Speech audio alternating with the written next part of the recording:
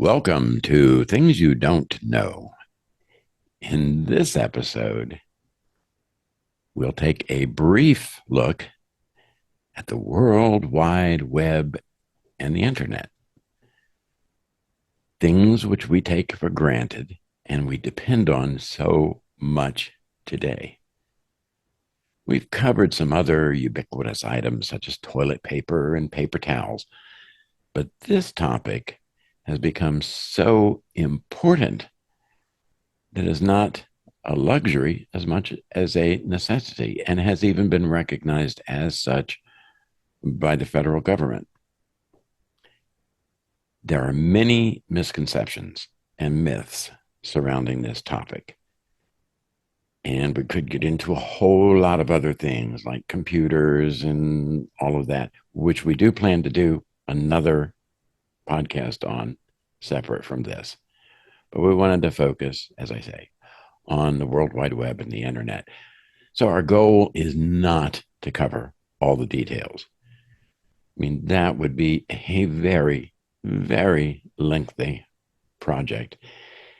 If you want to find out for more information, perhaps this overview may clarify a few widely accepted and incorrect assumptions and may also give you a starting point to do your own investigations.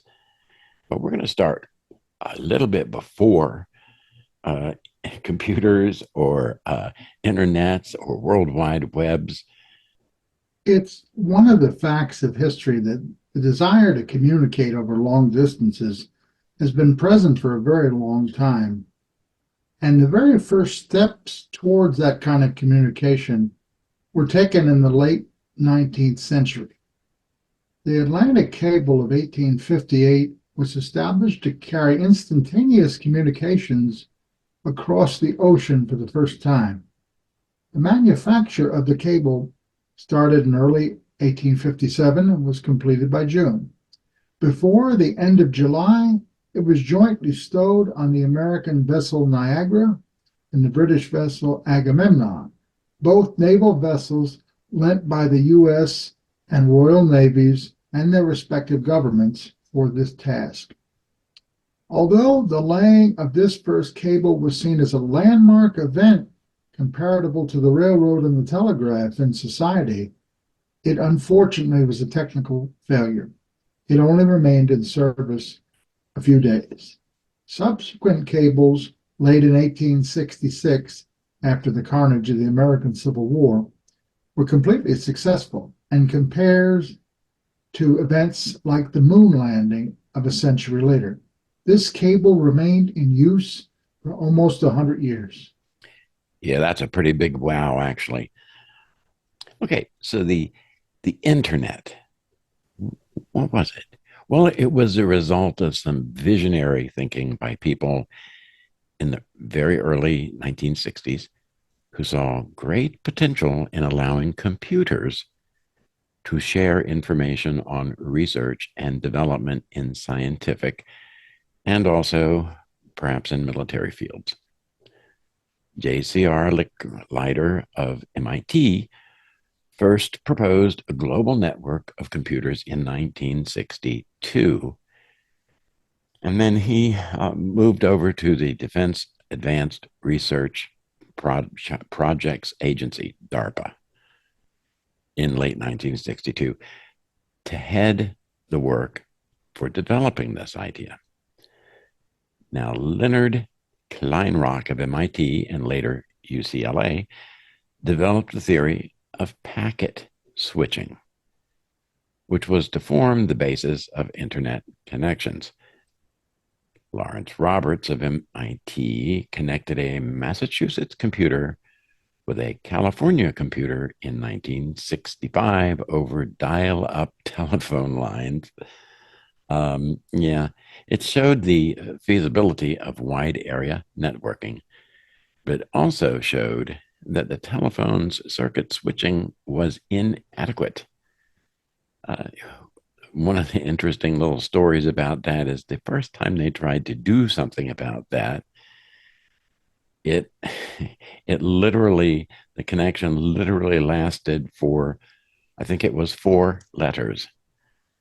And then it was kind of lost in the miasma of the slow dial up phone line.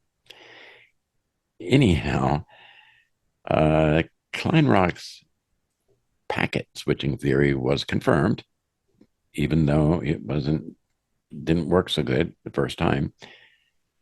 And when Roberts moved over to DARPA in 1966 and developed his plan for ARPANET, these visionaries and many more left unnamed here because of time constraints and whatnot are the real founders of the internet.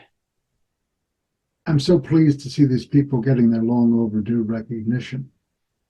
The internet, then known as ARPANET, was brought online in 1969 under a contract led by the renamed Advanced Research Project Agency, ARPA, which initially connected 4 major computers at universities in the southwestern United States: UCLA, Stanford Research Institute, UCSB, and the University of Utah. The contract was carried out by BBN of Cambridge, Massachusetts, under Robert Kahn, and went online in December 1969. By June of 1970, MIT, Harvard, BBN, and the Systems Development Corps, SDC, in Santa Monica, California, were added. By January of 1971, Stanford, MIT's Lincoln Labs, Carnegie Mellon, and Case Western Reserve University were added. In the months to come, NASA Ames, MITRE, Burroughs, Rand Corporation, and the University of Illinois plugged in. After that, there were far too many to keep listing here. Yeah, Dr. Deneen, I want to interrupt here with a little bit of an aside. Research and the involvement of educational institutions, in my opinion, is foundational to the advancement of humanity. Some research is so sensitive that leaving it to any government or governmental agency is likely to produce a one-sided and misleading collection of questionable data collection and analysis, and is therefore more reliable if undertaken by educational institutions.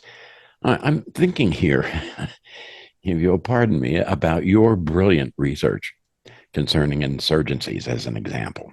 Okay, now that topic has ongoing and critical importance for worldwide stability and the peaceful resolution of conflicts. After all, if you don't understand the mechanisms at work here, how are you going to deal with it effectively and properly without causing another World War I, World War II, World War III? Ooh. Every government involved in those instances of insurrection and counterinsurgency, etc., that you've researched here have very different perspectives, very different, whether that's because of their history, their ideology, whatever. But you're going to get a slanted perspective from every government supported research on that. Now, what you did was you were able to examine the issues without politically colored lenses, if we might say that. In my opinion, again, it's critical for educational institutions to promote and fund this type of research. Okay, I'm finished preaching. Get back to our specific topic here. Did the military invent the World Wide Web? Commonly held myth. No, the military did not invent the internet.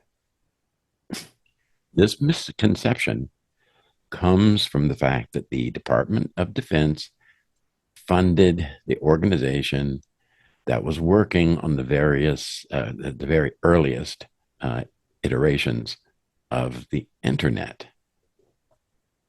Mr. Weaver, if I may say so, I'm flattered by the thought that you believe my research, such as it is, to be of that level of importance. I've enjoyed it very much. It has been a challenge that has tested every neuron in my brain and every fire of my spirit, but it has been a fascinating and in many ways wonderful experience. The ARPANET, the precursor of the internet, began as a research project funded by the Defense Department's Advanced Research Project Agency in 1969. The national goal was to develop a robust computer network that could function after a nuclear attack. May God grant, my friends, that we never have to deal with that possibility. But it is only in keeping with the best traditions of our republic for our leaders to plan for even these horrible events. I've often been curious as to exactly what is the difference between the internet and the World Wide Web. It's actually a really good question. The World Wide Web, or web for short, is like the pages you see on a device and online, like when you go on your computer. Okay. But the internet is the network of connected computers that the web works on and what emails and files travel across. Okay. Think of the internet as the roads that connect towns and cities together, something like that. So the World Wide Web and the internet are very different things. The web is what you see when you're on your computer. It's a collection of billions of interlinked websites accessible on the global computer network known as the internet. A wide area networking, WANs, predated the World Wide Web for decades. However, this is a name some of you will recognize.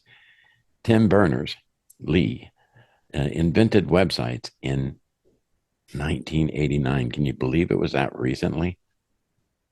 And it was that was the beginnings of the internet that we know today. And that's when it was truly born. The World Wide Web has been evolving quite rapidly, actually, ever since. I know it seems like it's been around forever, but I can remember getting my first exposure to it in the mid 1990s and just being in awe of the whole process. Well, Tim Berners-Lee was a scientist working at CERN, the European Organization for Nuclear Research, in the late 1980s and early 90s.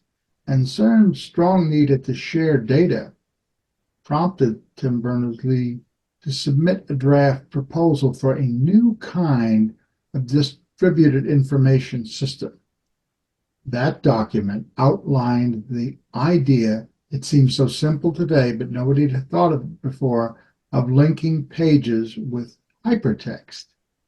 In 1990, Lee submitted another document entitled World Wide Web that included an extended outline for this new hypertext project. I'm going to interrupt. CERN, do we know what CERN is? Yeah, it's the European Organization for Nuclear Research, but that is the structure in Switzerland, right? Indeed. Where particle theory has been investigated, and they have found many different kinds of things. It's huge. We actually, in the United States, at one point, were trying to get that a similar facility built here because it is for European nations, CERN. Now, we are involved with CERN to some extent, but because it's a European thing, no, we're not intrinsically involved. We were trying to get one done. They actually started building it And under certain administrations, that was canned. So we have this huge tract that is half or three quarters built. It's just sitting there, wasting away. Quite fascinating. Quite unfortunate. You're correct. But returning to the web, by the end of 1990, Tim had laid the foundation of the modern day World Wide Web. He developed the first web browser, which was also called World Wide Web.